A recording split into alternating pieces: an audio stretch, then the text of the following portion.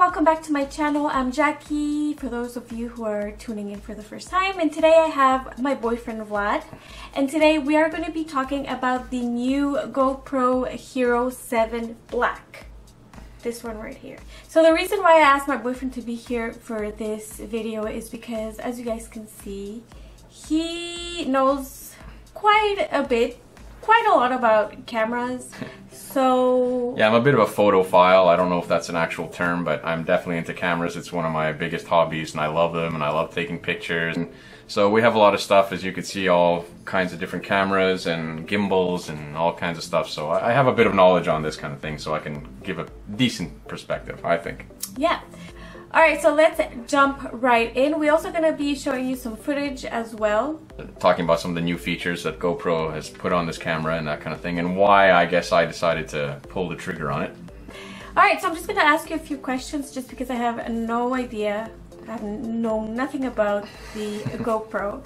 So my first question is, now I see that you have a lot of cameras. So why did you decide to get a GoPro? Well, I've sort of been interested in getting the GoPro for a while. There's a couple of reasons for that, and I'll get into it. But yeah, you can see I do already own a few action cameras. This is the first one I ever bought, which is the Garmin Verb. I started doing my... Yeah, she started her very first few YouTube videos were filmed with this bad boy right here. I have a Xiaomi 4K, and now I have the GoPro. Now these cameras, you know, are all very small sensors. They're 1/2 inch sensors, or 1/2.3 for those of you who are very technically inclined and need to know the exact specifics about these things. So all action cameras come with this sensor, and the reason I specify that obviously is because these things with such a small sensor have a kind of narrow range of what it is that they're good for. So why did I get this camera when I already own action cameras? Well, the difference between this camera primarily and these two obviously is that it's waterproof, and I don't need to have a waterproof housing for it. And when we do a lot of traveling and moving around and stuff like that, it's a bit of a pain in the ass to have to, you know, search out the waterproof case to, you know, apply to these cameras here before I start recording. And obviously that's going to muffle the sound on the microphones and all the rest of that kind of thing.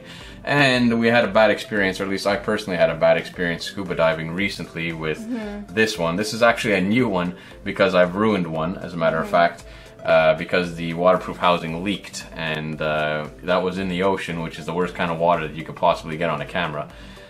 So it destroyed the camera essentially. I tried to fix it, but it didn't work out too well. Yeah, so I bought it again because I really liked it. Then I said to myself, well, since we travel a lot and, you know, I like to do snorkeling and that kind of stuff, get in the water, in the pools and whatever, it'd be nice to have a GoPro because you don't need to have the waterproof case for it. And also, as you can see, I have a couple of gimbals back here, and for me, video stabilization is kind of like a really important thing. At least I think so. I don't know, everybody's got their own opinion on this, and some people like the shake and the look of how it moves. You know, it gives a little bit of a, I don't know, a dynamic scene, I guess, if you can see camera shake. But personally, I find it extremely annoying. I like my video to be nice and fluid and smooth. And this one has a new feature on it called Hypersmooth, which I was extremely curious about. Yeah, so I decided to go for it and pick one up. And actually, I was going to get the GoPro Hero 6. I was waiting for this one to come out so I can get the GoPro Hero 6, because that Hero 6 also has video stabilization, electronic video stabilization, which means essentially that it crops in the image, and then through some algorithm it manages to stabilize the footage. It's not like optical image stabilization, which is probably the equivalent of a gimbal, where you have an actual mechanical movement that'll counterbalance the shake to keep a nice steady image. This does it electronically. But like I said, the GoPro Hero 6 has it as well, but this one is really taking it quite a few steps up above the GoPro Hero 6. And I'll get into why I got this one over the Hero 6 probably at the end more specifically, but so it's basically just for the features, the waterproof factor, and so speaking of about new features, what new features does this Hero 7 have compared to the old? So the new features that this one has that are pretty cool are the Hypersmooth, which I kind of just touched on, which is the video stabilization, which GoPro claims is gimbal-like, or the gimbal killer. They say it's just as good as having a gimbal. So I was kind of interested in knowing whether or not I'd need to lug around one of these gimbals all the time, or if I could just get away with just having the GoPro and using the Hypersmooth feature and see if that would work well. It's got a lot of other cool things that are pretty, you know, and I wouldn't say unique. I mean, but like it's got voice control, which my Yi does as well, which is handy, especially when the thing is in a gimbal. It has this new feature called Super Photo, which for me personally is not really a big deal because I like to shoot everything in RAW, and so I do my own editing. But for those people who are, I guess, on the go and who want to post quickly and who don't get involved with editing, this thing has a new feature called Super Photo. I think it's called Super Photo. That basically it's like an HDR, a high dynamic range photo, where it combines different photos of different exposures, I guess, to try and create a better, more well exposed photo with better dynamic range and everything like that. Basically it takes better pictures. It does do pictures in RAW, which my Yi does as well, which I'm very impressed with, to tell you the truth. I love shooting in RAW, and the fact that these little cameras shoot RAW is great because I love Lightroom and I could spend hours editing pictures in Lightroom. It's just something I like to do. So the fact that it has RAW pictures really is very handy, and you can get good photos out of it. I thought you can get decent ones. You know, probably a couple examples that we can put up on the screen to show people, but so if you're one of these vloggers or whatever, could it be a vlogging camera? Yeah, I think it could actually, for a number of reasons. Number one, if you're sort of one of these people that has to be current with content right away, it's got a live streaming feature. So I guess I think there are some, I'm not that educated on this as far as cell phones go, or iPhones, or the Samsungs or whatever. Some of them might have the live features. Actually they must, because Facebook Live and whatever, but in any case, this is now live compatible, so you can actually directly stream to whatever media platform you use or want to post on straight through your GoPro, and that's pretty awesome because this thing obviously shoots up to 4K 60 frames per second, so you're going to get some pretty good footage out of that, you know, and yeah, so there's live stream. And personally, besides the Hypersmooth feature, the other coolest thing that I saw in it that I was pretty hyped up about, pardon the pun, was the time warp. Time warp is like it's a new style of time-lapse photography. Time-lapse is usually done by taking integrals of pictures, and you can set the integral based on however long you want it to be. So it can be half a second, 1 second, 3 seconds, whatever. So it'll take a picture every few seconds, and then it puts that together as a video, and then you can see obviously a large amount of time sort of condensed into a short period of video. But this thing is cool because it basically takes a video. It's a video time lapse, so it doesn't take pictures, it takes videos, and it takes videos in 4K with the Hypersmooth applied. So it's pretty amazing, actually. When we tried it out before, I was really impressed with the results. I thought it was pretty cool. So you get a much smoother video coming through as opposed to a time lapse, and you can choose how quickly you want to speed up the video. So you can go anywhere from, I don't know, I think it's 2 to 30 times. So and based on that, it takes a little experimentation, but based on that you can kind of decipher the length of video you want to take, and it's actually a very cool feature. Does it measure up to the hype from your experience so far? Yes and no. I think some of the things kind of exceeded my expectations. And other things are nuanced about these types of cameras, and I don't know if I could blame GoPro for that necessarily, but there are certain things that I think are a little bit off when it comes to this camera. For example, the Hypersmooth feature. Really, it's I have to say, and like you say, you can see I buy gimbals because stabilized footage is a big deal to me. It's pretty good. It's really pretty amazing what they can do with this new algorithm, and how stabilized the footage actually looks. I was pretty impressed, but I haven't really put it through the ringer yet, like tested it in all sorts of different situations, but the ones that I've used so far have been pretty good. However, there is one thing that I've noticed. If you start doing some panning from side to side, slow panning, it seems like the video gets caught up on certain frames and tries to almost set itself to focus in that area or to concentrate on it, and it'll end up stuttering the shot. So you can't get this like very nice smooth panning left and right situation. I think if you're going to do that, you got to take the stabilization off and throw it in a gimbal to get some nice panning shots. Obviously, another thing too with the Hypersmooth versus a gimbal is that if you're somebody who likes to shoot in a very wide field of view, a lot of people do when they use these types of cameras, obviously that's going to decrease your field of view. Now they say it decreases it 10%. Honestly, I haven't tested that in like DaVinci or anything like that to narrow it down to actually see if it does, but my estimation is that it would probably reduce the field of view at least 10%. So there is that. So if you like to shoot in wide field of view, you're going to be restricted in that circumstance. So what don't you like about this new Hero 7? A couple things. My biggest complaint so far is the stuttering on the panning in the Hypersmooth. I don't think that's attractive at all. It has a tendency to ruin a lot of videos, actually. Yeah, especially if you're looking for like a kind of a cinematic look where you're doing a lot of panning and you know, tilting and that kind of stuff. The panning stuff just gets totally screwed up. I mean, at first I thought to myself, is it because I'm shooting in 4K and my computer doesn't render 4K very well? But then I did a little research online and it turns out that that's the situation with this Hypersmooth in the panning. But for everything else, it's great. I mean, I have to say, I'm very impressed with it. In true GoPro fashion, the batteries suck. Oh yeah? Yeah, like they run out pretty quickly. I mean, I think if you're gonna decide to pick one of these things up, get a few extra batteries, especially if you're gonna use it for travel or whatever. Okay. I mean, they don't suck, but they're just... How long does it last, approximately, do you know? So I haven't done any scientific testing or anything like that, but I did happen to see another YouTuber who did, and he was getting like an hour 26 out of it or something like that, which is okay, I guess, but you know, the one thing that GoPros have had trouble with over the last few years is battery life, and I think people are sort of expecting that they pick that up a little, but it actually, I think between the Hero 7, Hero 6, and Hero 5, it actually gets the worst of the three as far as battery life is concerned. So instead of going up, they've gone, let's say, sideways. I'll be generous and say they've gone sideways, so there's no improvements there.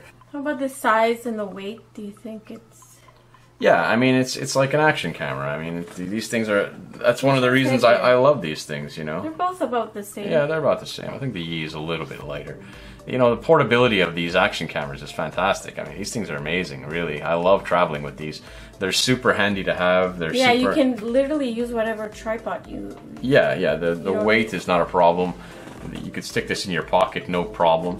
You know, now the fact that with the Hypersmooth, you can put it on any sort of mini tripod and just carry it around, or any selfie stick or whatever, and it's pretty incredible. I love them. I think they're great, which is the reason why I keep buying them, because they keep getting better. Okay, so we're out going to be doing some field testing here, seeing what the capabilities of the GoPro are. Basically what we're going to do today is a couple of gimbal comparison stabilization tests of the Hypersmooth. First I'm going to do a test with the Hypersmooth on. We're going to do a little bit of a walk and see how well that performs. Then we're going to do Hypersmooth running, see how well that performs, and then we're going to compare that to the stabilization off and the GoPro on a gimbal, and see if what they say is that the Hypersmooth is the gimbal killer. So I guess we'll find out. We'll do that direct comparison, right? Yeah. Okay. Besides that, we'll do a small mic test too. I'm wearing my lav mic, as you can see right here, which takes pretty awesome audio.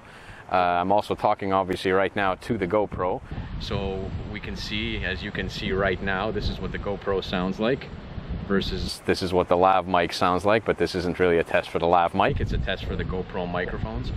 I have to remind you, I do have the GoPro right now in the housing that comes with it, so I think one of the microphones, they're kind of open, but they do have a little bit of an obstruction, I guess you could say, so it might not be the best as far as the microphone's capabilities as if it were outside the housing, but I think in most cases you're probably going to be walking around with the GoPro in the housing because it's easy to carry and so on, especially if you're jumping into water or whatever the scene might be. I was having trouble, unfortunately, with my gimbal for my action camera gimbal that I have. We tried this yesterday, but for some reason the footage was shaky, which is not really indicative of a gimbal. So I do have my Yi 4K also, so if it turns out that that footage is shaky, I'm going to be comparing it up against the Yi 4K in the gimbal as well, which I know works well. So in any case, it might be GoPro up against Yi or GoPro against GoPro, but it will be invariably at the very end Hypersmooth versus gimbal stabilization, whatever the test may be. But hopefully we'll get that gimbal working properly today. I've recalibrated and it should work well. Okay, so we're going to do a bunch of testing now. Yep. Here we go. Here we go.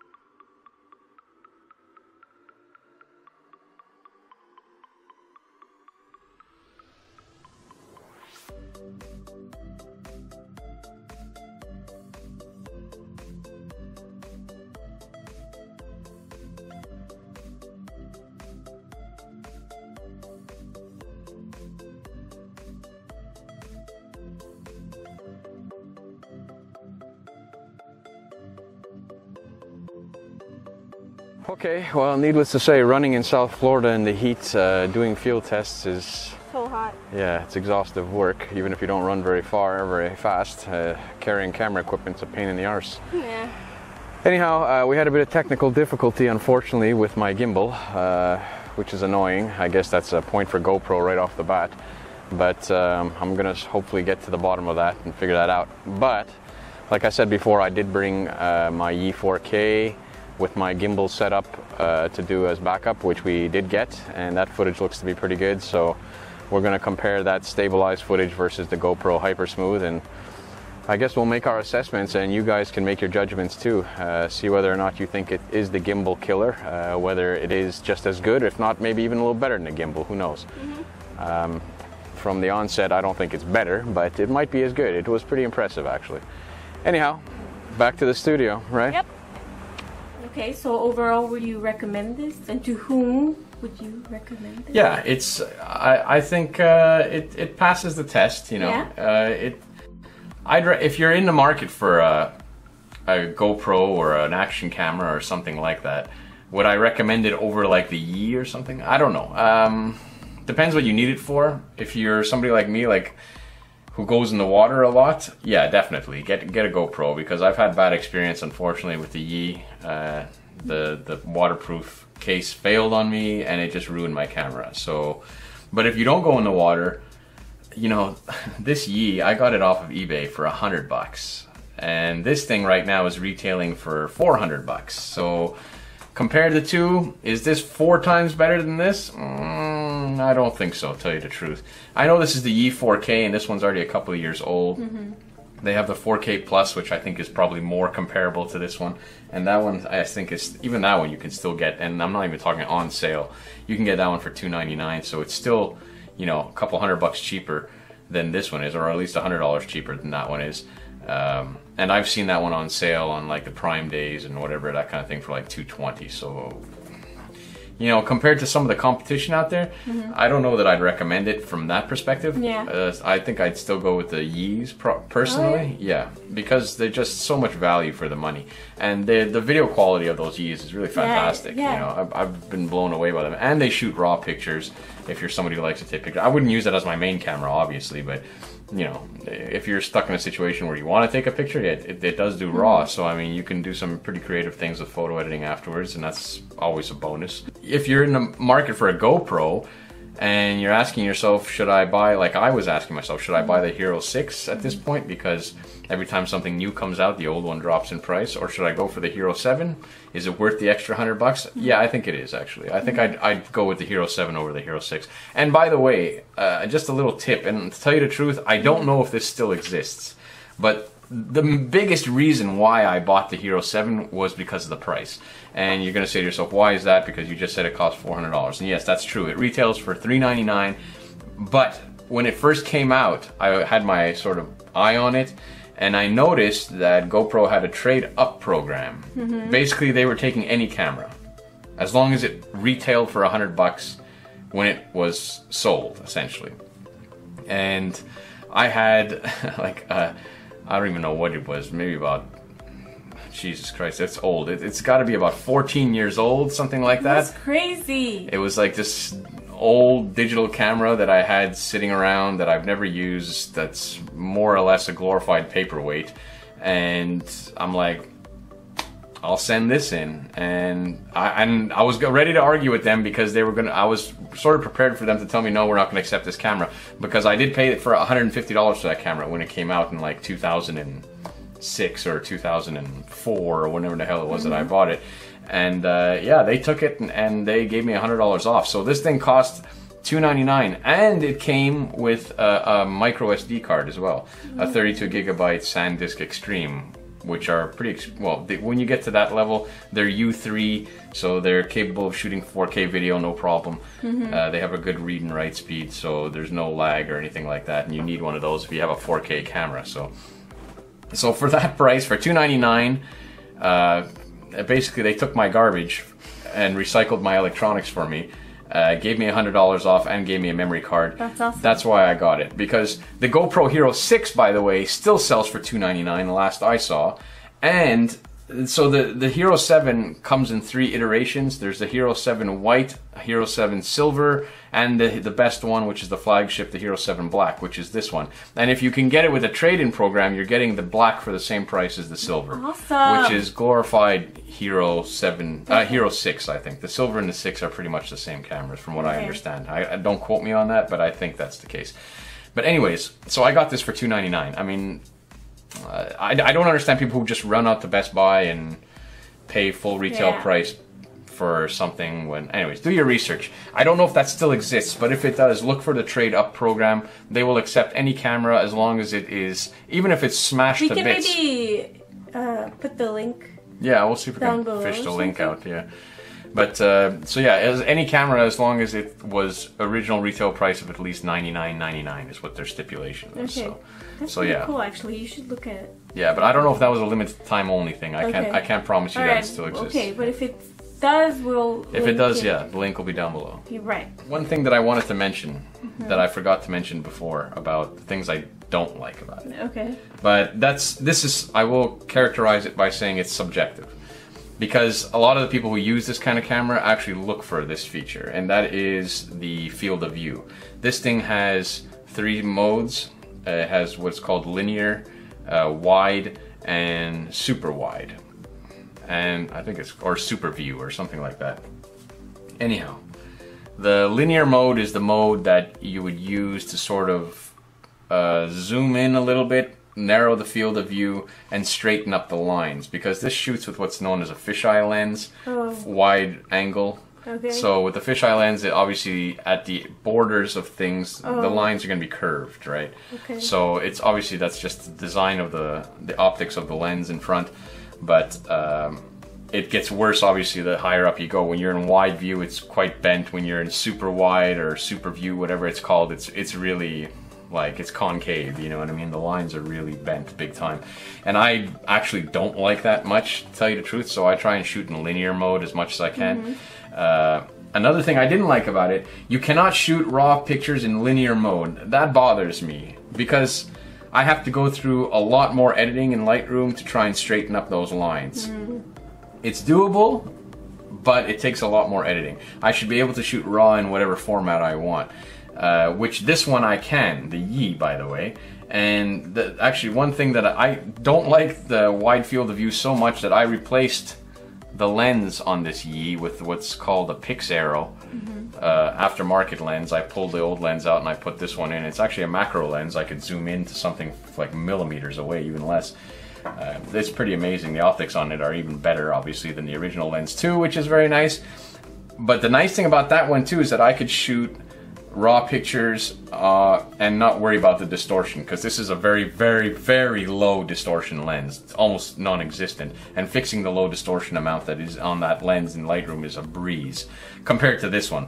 And obviously I would never replace the lens on this because it would absolutely destroy the waterproof ability of that camera, and that's one of the principal reasons why I bought it. So another thing I didn't really like about it, but anyhow, yeah. But it might be a good vlogging camera. I think it would be. I know that you... So she made me buy this one, and I don't regret it actually, because... I love that camera. Yeah, I love it too. I did a lot of research. Yeah, because she was telling me that she wanted a vlogging camera, this, that, and the other. And she was interested in some of these point and shoots that some people have that they carry around. And of course, most importantly, it had to have that feature, flippy screen. Which, you know, a lot of people say is the greatest thing since sliced bread. I personally don't think it's all that great, but I'm not a vlogger, so I don't really know. But she had to have that, so after much research, I found this one, and I was very happy with it. And we've used it a bit, and it's amazing. I think it's a great little compact. Samsung NX Mini. Yeah, the Samsung NX. It's not very popular here in North America, but I guess on the Asian continent, certainly in Korea, that you'll find them a bunch. But I think you can do vlogging with this, even without a flippy screen. I mean, I think that with a little bit of practice and time, you can learn how to center yourself in the image kind of thing, you know what I mean? And, you know, this gimbal here, which is an action cam gimbal actually, it has a feature called selfie mode, so you can just basically turn it around and it'll point it towards yourself, and if you lock it in that position, doesn't matter how much movement you do in which direction, you're gonna stay framed up. So anyways, I don't know how important the flippy screen is to you, but if it is, then obviously this is not the vlogging camera for you. But it is very capable, I think, as a vlogging camera, especially because it has the live view or the live streaming feature. So that's pretty cool. So if you're into that, I don't know. Yeah. So for makeup tutorials, maybe we'll find out. But for that will be one video I'll be uploading soon. Just to let you know, the footage that we did use, I left it in full auto. I didn't mess around with any of the Pro Tune settings or anything like that. I just let GoPro adjust it, white balance, shutter speed, and all that stuff. So cool. Yeah. Great.